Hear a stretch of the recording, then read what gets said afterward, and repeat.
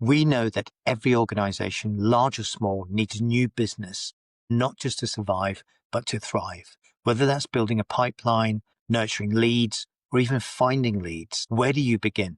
Well, today I'm joined by Nigel Blake. He is the CEO and founder of Perfect Pitch. They are a lead generation consultancy and work across different verticals with a variety of different clients. So without further ado, let's dive in. This is Perspectives. Welcome.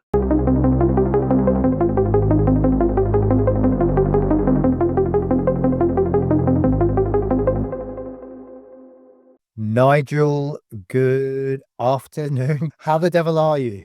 I am very good. It's good afternoon for me, Reggie. It's Fantastic. absolute Bangkok in Southeast Asia, but a good My morning goodness. to you.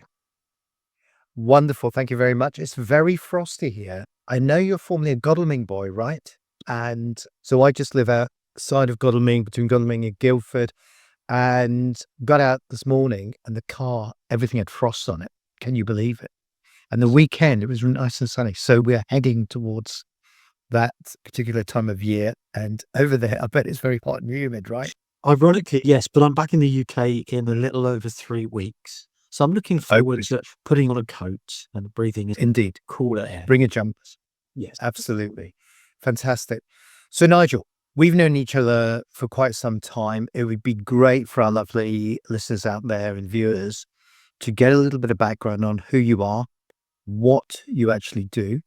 And though I've given an intro earlier on about who I'm going to be talking with, can you give us a little bit of background and what led you to start the business? Yeah, absolutely. And really good to catch up, Reggie. I set up Perfect Pitch in September of 2009.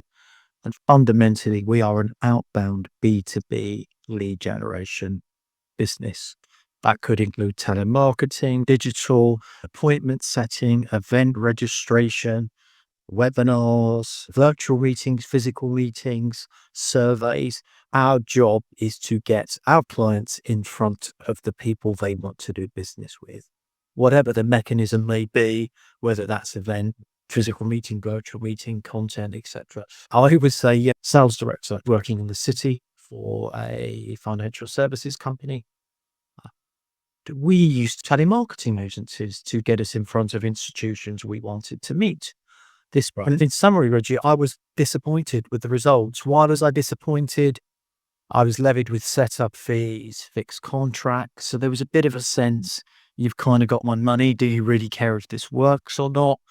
The other challenge that I faced with, and I did multiple campaigns with different agencies, was the caliber of the people making the calls. My target audience was senior people, 50 plus, working for large financial institutions, brokerages, banks, insurance companies, etc. The agencies I was engaging to contact these people was unfortunately little Johnny, who just left school because he was cheap and expendable, which I understand. But could he connect to a 55-year-old finance director in the city? Not really. So I think there was a big problem there with empathy and connect. That coupled with the fixed fees, long-term contracts, led me to shock my family and inform them that I was going to give up my salary, healthcare and pension and launch a lead generation business from my kitchen. That is incredible. And what a journey it's been. So you set up in your kitchen, you decided this is what I'm going to do. And how did you go about winning that very elusive first client? Can you remember all of that? It's a good question. I'd always been quite active in terms of networking.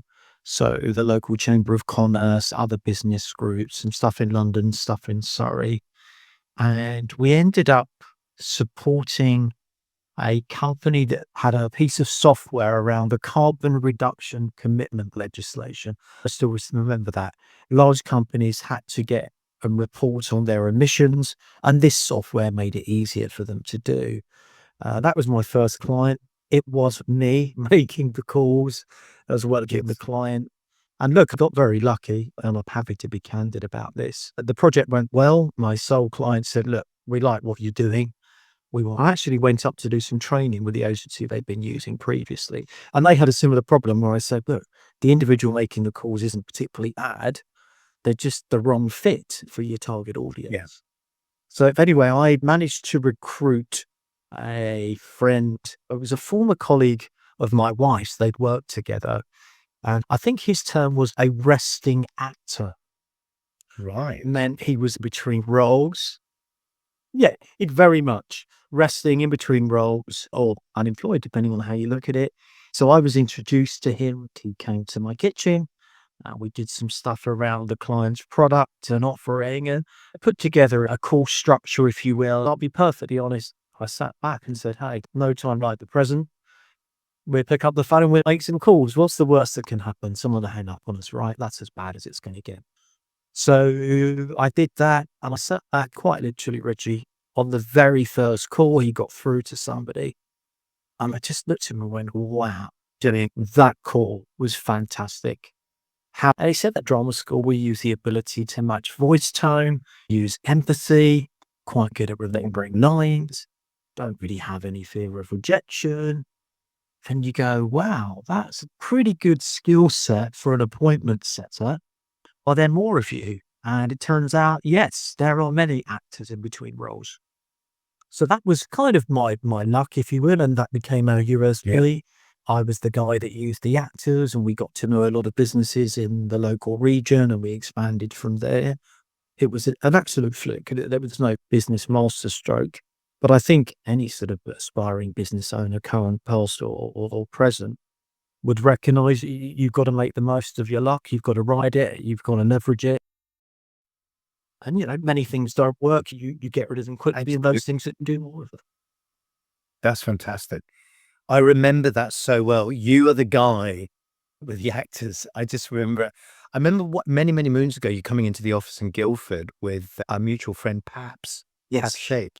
And I just remember leaving going, Nigel's the guy with the actors. And I just had this concept of all these thespians holding up a skull and going, with a phone in the other hands going, oh, darling, you were wonderful, all this sort of stuff. But it works. And I think with all kind of things, whether you listen to a radio host or a podcast host or somebody that really resonates, they get right into your psyche and the theater of the mind starts generating, and good people can do that.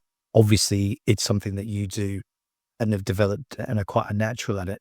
So tell me a little bit more about Perfect Pitch, and let's get down to basics about lead generation and how you get these appointments and things.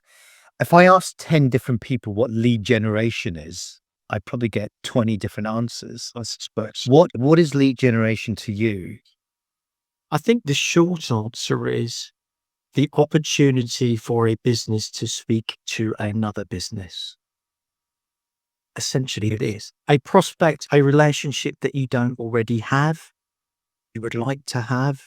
I guess where the confusion comes is there are so many different ways of doing it.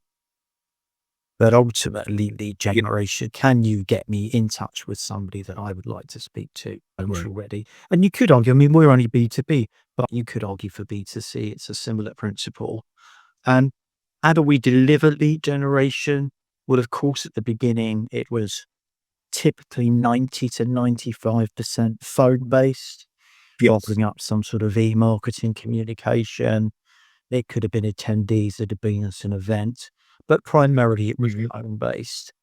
Fast forward to today, we're probably now up. It's an interesting one, actually, Reggie.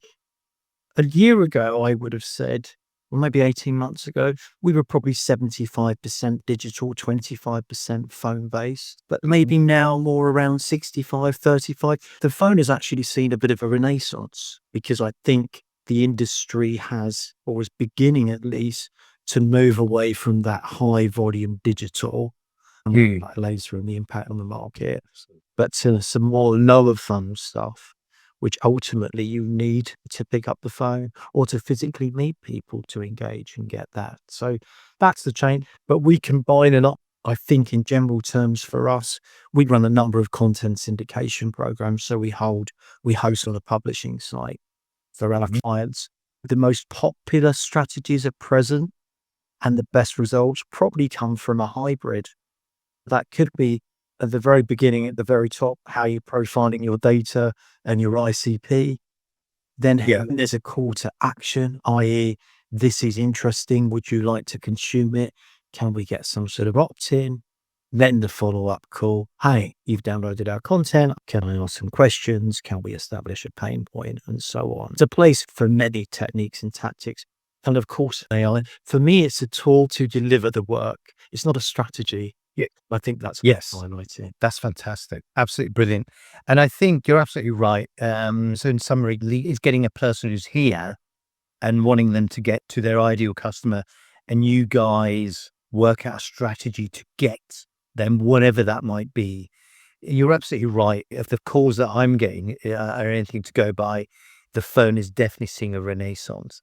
I think the advent of mobiles for quite some time, and the fact that you can actually get access to a CEO or a senior decision maker directly into their mobile, and you might have sometimes 10 seconds, 5 seconds to make an impact. It can make all the difference.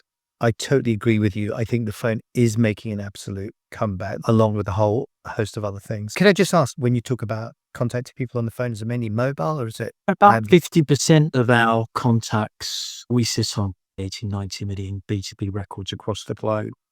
And probably have some form of business mobile or a direct dial. Because of course, post-COVID, the rules changed. People needed to be reached outside of the office. And I think it's worth making a point that you alluded to there, that kind of 20 seconds we get. I'm always quite surprised whether you're making an outbound call, and I would argue even an inbound call. So I visited a very large global financial services provider recently that we'd all be very familiar with. There was a waterfall in the reception. Oh, Yeah, it was beautiful chandeliers. This wonderful, wonderful thing. And whilst I was waiting at reception to be given a badge and shown up to my meeting room, I could hear the person there answering the calls that were coming in. And the quality wasn't great. And I kind of found myself thinking, and I've said this to clients, whether it's an outbound call, whether it's an inbound call, that first impression that you create, how I say good morning to you, if I say, hey, is it okay just to speak for a moment, Reggie, I call you a good time, or how my business answers our own phone. It's so important. The point of the story is I found myself in this super glamorous multi-story office with waterfalls, as I mentioned. But I thought, hey, if I'm calling today, the one thing I remember is the person that answered the phone, and they didn't do it very well. And a bit of a jumble and a bit of a muddle, and it was a bit rushed. I thought it's very hard for them to change that impression. So it was worth highlighting. So I guess the point is we're mindful when someone's asking us to represent their brand, and I suppose you could argue it applies to digital communication as well. You misspell the first letter of your email, or you call someone by the wrong name or mistake their gender when you're on the telephone. Very hard to get it back from there because you'll just remember how it started. So we used to get stuff where clients would say, oh yeah, we tried a bit of calling. I got Jenny in the office to do it because she had a bit of spare time. And it's like, yeah, this is your brand. Got to get it right. So awesome. Nigel, music to my ears. I think really that there have been countless studies. People always remember the way you made them feel. That initial, so many. I think you're right. What's the old saying? You don't get a second chance to make a first impression. Yes. There was a case study at Harvard University where I think it was McKinsey went in to see the company is now FedEx, Federal Express. They found, or both them and UPS found that the guys who were delivering the parcels in the offices were their front of house. They were the brand. So they spent a fortune training those guys and girls. They changed all their livery, all their clothing, made them look super smart, made sure they helped people up with their other things, brought them right in, smiled, how's your day, made notes on everyone that they delivered, not just chucked a parcel at them and said, cheers, sign here, off you go. They made it a big thing. When that person in the office wanted the parcel delivering, who were they going to use? Yeah. Yeah. And that was it. It was that person who made the difference, that front of house type of thing. Like you very, very cleverly and eloquently put how you answer your phone, as well as the phones that you connect to people with, is vitally important. So I absolutely love it. Could I ask, you have a process, I had a brief look on your website. You have a 6-step model that you work towards. Is that something you still work towards? Maybe could you talk us through that at all? Pretty much. All processes start the same.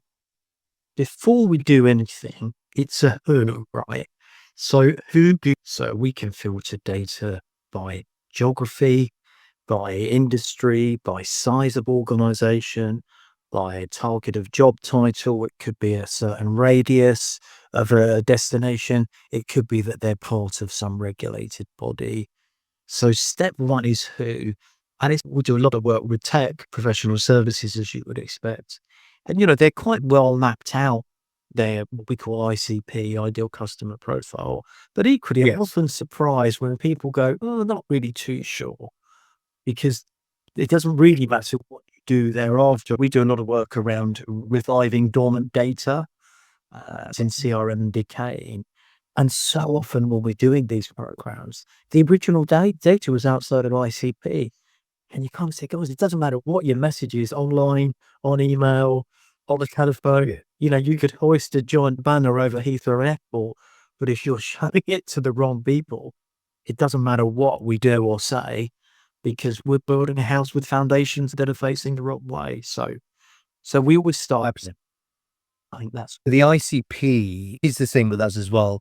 The ideal customer profiles are very important. How do you determine who the right ICP is for that particular client? Do you have a framework? Do you use a series of questions you ask? I know the way we work, we can spend a long time on workshops and things just getting that right. Yeah, and you're absolutely right. So that requires a lot of client interaction. Two ways we can approach it. We can work backwards and say, well, where do you currently have success, which is probably a good indicator of where you're likely to have more success. I quite like that. And I say this to clients often, always position yourself as a specialist rather than a generalist. I'll make a good example. I was reviewing our phones recently. As you can imagine, we have a very big phone bill. The company I went with identified very quickly what my business was. They told me about a phone system that would work and was geared towards supporting an outbound B2B agency. The other people who approached me talked in general terms. We have a phone, so it can do anything for anyone. So relevant. We are targeting, if your email's going out, targeting head of marketing within retail, because we understand the pain points that you face, the challenges, and we can solve them. So that's one way to look at it. The other way is what we call the wish list. So we just say, hey, who would you like to work with? And then from there, we can build what we call our universe. So our universe in our world is family people based on Reggie or Digital Clarity's ICP might buy your products. I'm often surprised, Reggie, how often people say, I don't know. Yeah, I really don't know. I would have thought at point of starting business or point of taking over the role, how big's your market? How much have you got? How much is left? That's always our starting point. And we can do super technical things like lookalikes. If we have a list of existing clients, we can build out from that and find more profiles that match those. So that's one route. And of course, as you'll be familiar with, about 6, 7, 8 years ago now, the whole marketing world became obsessed with account-based marketing and target account lists. Again, which is great, but they only have so much life in them. And I think people have got to get lazy with account-based marketing or target accounts. We see the same ones going around and around and around. And you go, guys, there's only so much we can get from this. But that's our starting point. And then I suppose stage 2 is, what do we want to achieve for this campaign? Do they want opt-ins? Is it content syndication? Is it bums on seats for an event? Is it an upcoming webinar? Do they want to be in front of people to talk about their product? Do they want virtual meetings? So we really want a goal and some objectives. Fundamental starting points for anything. Thereafter, there's a course of events. I think what I would highlight that I stress to my team and always taken quite a lot of pride in, not just managing expectation, but trying to get across to the client what is achievable and kind of what they might get from the campaign. I think it's very easy to promise the world in marketing. Yeah. In my view, you may get some short-term wins out of that. But we did some numbers in Q3 of 2023. I think it was 62 or 63% of the leads we delivered were for campaigns that failed elsewhere and had come to us. Wow. So that's people going, yeah, I can do it, don't worry. And then you get that phone call, particularly we do a lot of agency work, a lot of big technology client work. One of the things we talk about is delivery. Can we do that? There's Right. no value in me saying yes. And then being that guy that says, hey, Reggie, you know what? I said 1st of October. It's going to be 1st of November. I think Yes. it's a very short-termist approach. So honesty at the beginning. If we can't do what you want, here's what we can do. Okay. Often it Sure. is. If it's not, hey, no problem. I would rather again, it's a real cliche, but prevention over cure, fix, then we find that out 2-3 months down the road. We want long-term relationships, not crash and burn after 8 weeks. And I suspect from the look on your face, you've come across that experience yourself. I can imagine people nodding along because I think that's the biggest thing. Over-promising and under-delivering is an absolute nightmare. I totally agree. Honesty is the best policy when it comes to any long-term relationship, which is what we're all looking for. So I think, yeah, that's fantastic. And then I suppose your clients are, can I just ask this question before you carry on with the process? Do you deal, is English the predominant language out there, or do you deal with multilingual campaigns? What are the top languages international companies are using now?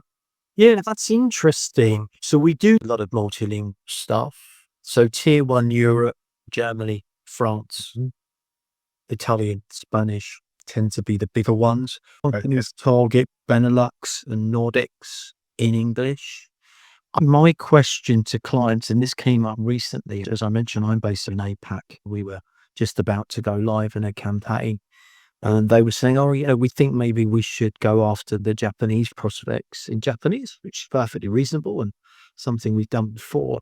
But my question to them was, oh, that's great. Do you have someone to deliver the follow-ups in Japanese? Oh, no.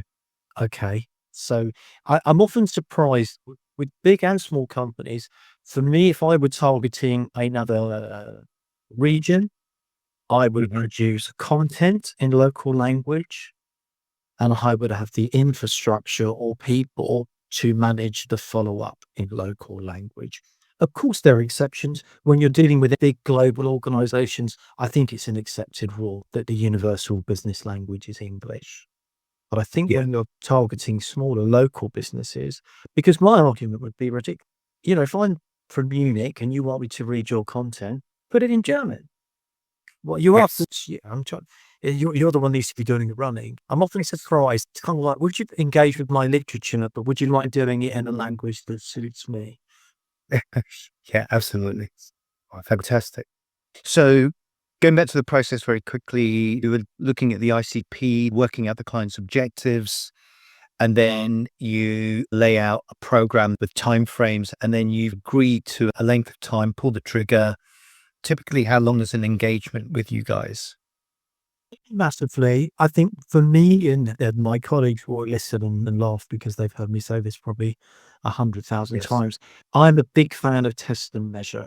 Right. The test and measure is really a two-way street because the client may be quite new to this. Maybe they've had a bad experience. Maybe they're targeting a new product or a different region. So we can't quite be sure what would constitute a successful or unsuccessful program.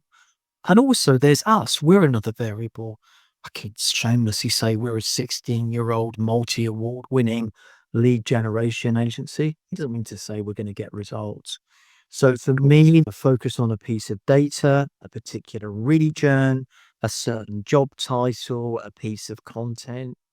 And we're a little bit different. Again, if you think back to when I started this, we do not charge setup fees. We do not tie people in. I always say to clients, I will invest and we will invest whatever time is necessary, the front end, before we go live.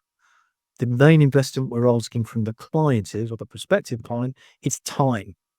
And you would be Yeah. surprised, Reggie, many times over the years, client A will say, oh, here's 10,000 records, off you go. Well, okay, we kind of can.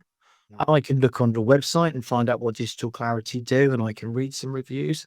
But there is nobody who will describe your business better than you. So really, we want investment from the client to help us get our messaging right from the outset. And we will invest as long as it takes. That could be a workshop. We spend time at people's offices, group calls, Q&A, potential objections, anything we can get across will mean we're going to hit the ground running more quickly and results will come in more quickly, rather than we host a piece of content. Oh, no one's engaging with it. No one's ever really like that. Okay, it'd be good to know that. Something we put in place a while ago, and we do this more often than not now, we run a pre-campaign survey. So if they're targeting a new region or a piece of content or demographic, a vertical, we just run a short survey. Could be online, could be on phone. And then we'll say, hey, Reggie, if you were to look at content around cybersecurity, what's important to you? So we can feed back to the prospect or our client what the market probably wants to hear about. Small investment, but again, we're looking for longevity. We're looking for scale. We're looking for a robust program. Let's invest time and energy at the front end. All of our lives will be 100 times easier for the next 3, 6, 9 months. It's a shameless plug, but our oldest clients have been with us for 13 years. Wow. Fantastic. That's what we want. We want long-term relationships. Help off. I totally get it. I think that's, I mean, again, 13 years testament to what you do, especially in such a seismic shifting marketplace. Could I ask what industry that long-term client is in? They're a membership organization. Oh, fantastic. Absolutely fantastic. One of the most challenging industries to deal with because memberships change. So many things change, and to keep memberships up and running, it's very, very difficult. But that is fantastic. Yeah. And we try and keep these things fairly tight. We try not to go over sort of half an hour. You've given some great insight. Nigel, before we wrap things up, is there anything else you'd like to tell our people out there about Perfect Pitch and what you guys are and what you do? I suppose the question is, who do you speak to within an organization, and why do you speak to them? Ideally, who's the person you make initial contact with to talk about your business and the value that you bring? Yeah, good question. So at the smaller end, it would be business owners, so MDs, CEOs typically. And then further up, primarily marketing, often sales. We won't get into the disconnect between sales and marketing. Oh, God, there's on it there. Yeah, for another. Been here for hours. We could be here for far too long. Yes, but that's fantastic. So those particular really high up at the top, and then sort of Yeah, so it could be CMOs, heads of marketing, and so forth. And I Okay. think what we would say a perfect pitch is I always come back to that test and measure. Don't be afraid to ask questions. Don't be afraid to pause and take your time. What's that saying around to fail to plan is plan to fail? Often it feels to me that people look at lead gen as a milestone. I've got a bit of budget left. Can we just squeeze it in there? But Yes. we've got a card. Oh, goodness me. We can really No, see some results here. Cool. It's fantastic, Nigel. I mean, that is a really good insight. I think there's a lot more to unpack. Maybe we'll do a part 2 if you have time, but there's so much more. I had a list of questions to ask you, which we're not going to get through today.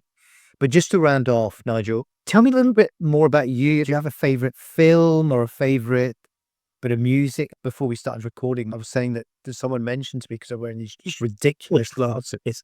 I look like a guy on Buggles, and I had to look up what that was. A video killed the radio star. Tell me a little bit more about you. If there's any sport or anything else, tell me a bit that people may not know about Nigel.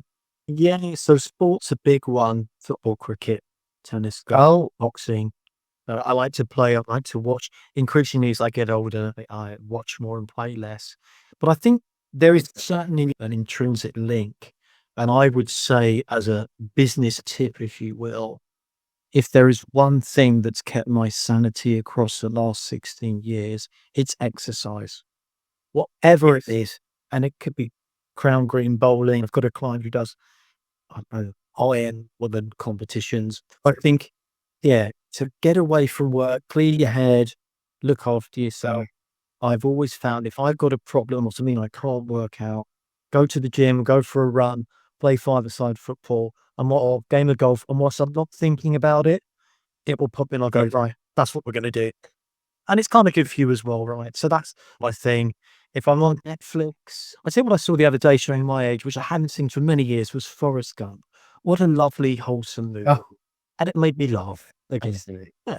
It is very good for the soul. Yes. That is fantastic. Who's your team, by the way, football-wise? I'm a Crystal Palace fan. Oh. There's about 3 of us in the world, so yeah. That's absolutely amazing. That's brilliant. They have done so well. For the first time in action. My Eagles, yes. Even though you lost, I mean, that is absolutely brilliant. So, yeah, they're doing really well. I'm a long-suffering Leicester City fan, which we won't go into. But there you go. Yes, it sure is. But look, it's been lovely chatting to you, Nigel. Right. How can people find you? How can they get hold of you? Website is perfectleadgeneration.com. They can hop on there and they can email me. They can find me on LinkedIn, and I'm Nigel at ppitch.co.uk. Always welcome. Yeah. And we're always learning, right? Thank you so much. Really appreciate it. Absolutely brilliant. Nigel, thank you so much. It's given us some real insight into the whole journey, lead generation, some great insight. I'd really like to do a part 2 with you at some point in the future. So we are going to say goodbye. Nigel, thank you. And goodbye, everyone. Ciao. My pleasure. Thanks all. Have a good day, everyone.